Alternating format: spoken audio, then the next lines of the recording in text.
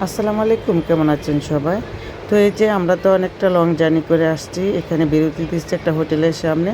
তো সবাই খাওয়া-দাওয়া করবে, বাথরুমের কাজটা সেরে নিবে। তারপরে বিরতি পর আমরা উঠে গেলাম আবার গাড়িতে। দেখেন কে, কে এই স্লিপার বাসগুলোতে উঠছেন বলেন? এই যে আমাদের ডবল সিট, সিঙ্গেল সিট ২ টা সিট নিছি। এখানে ঘুমায়ে যাওয়া যায়। তো মানুষের জীবনে কতটা সুখ আমাদের আ আছে করি। আলহামদুলিল্লাহ আল্লাহর কাছে শুকরিয়া। এই বাসে কিন্তু সবাই একদম খাটে শুয়ে গেল। আমরাও আসলাম। তো এটা হচ্ছে ভোরবেলা হয়ে গেছে, সারারাত ঘুমায়া তারপরে আমরা আসলাম। আমার পুরোপুরি ঘুমে ধরে নাই। আমি রাস্তায় মানে তাকাইতে আসছি শুয়ে। যে শুয়ে সেই ভিউগুলা দেখা যায়।